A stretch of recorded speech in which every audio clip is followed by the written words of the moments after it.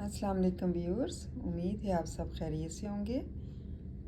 आज का हमारा उर्दू ग्रामर में उन्वान है रसीद लिखने के लवाज़मात।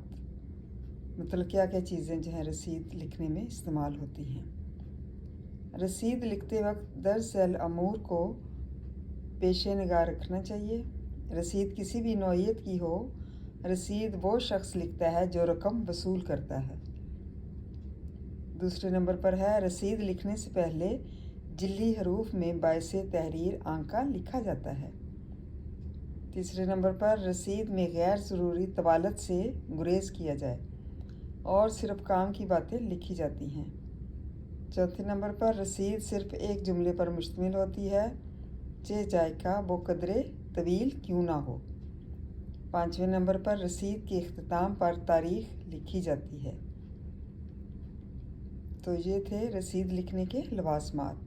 मतलब कौन कौन सी चीज़ें जो हैं वो रसीद लिखते वक्त पेश निगाह रहनी चाहिए, मतलब हमारी नज़र में रहनी चाहिए कि जो है ये रसीद इन वजह से लिखी जाती है। रसीद किसी भी नौइयत की हो, किसी भी तर्ज की हो या उसकी कोई भी किस्म हो, रसीद वो शख्स लिखता है जो रकम वसूल करता है। मतलब जिस रकम जो है जो वसूल करता है उसके लिए रसीद लिखी जाती है, और ये किसी भी किस्म की हो। रसीद लिखने से पहले जिल्ली हरूफ मतलब है कि बड़े हरूफ में खुश खत हो और नुमाया हो। बड़े बड़े हरूफ में जो लिखी जाती है उसको क्या कहते हैं, जिल्ली हरूफ में लिखी जाती है।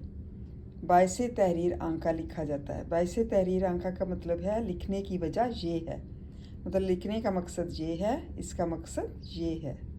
कुछ भी ये जो है ना, इसका मतलब भी यही निकलता है, बाइसे तहरीर आंका। फिर है जी रसीद में गैर ज़रूरी तवालत, मतलब गैर ज़रूरी जो है लंबाई जो है वो नहीं इख्तियार करनी चाहिए और इससे इज्तनाब करना चाहिए, परहेज़ करना चाहिए। मतलब लंबी जो है वो बहुत बड़ी ना हो, मतलब जितनी छोटी मुख्तसर होगी उतनी ही जो है वो समझ आ जाएगी कि किस तरह से ये लिखी जा रही है, और सिर्फ काम की बातें जो है ना उसमें लिखी जाएं। रसीद सिर्फ एक जुमले पर मुश्तमिल होती है, मतलब वो बहुत लंबी चौड़ी नहीं होती, जैसे ख़त होता है, मज़मून होता है, कहानी होती है।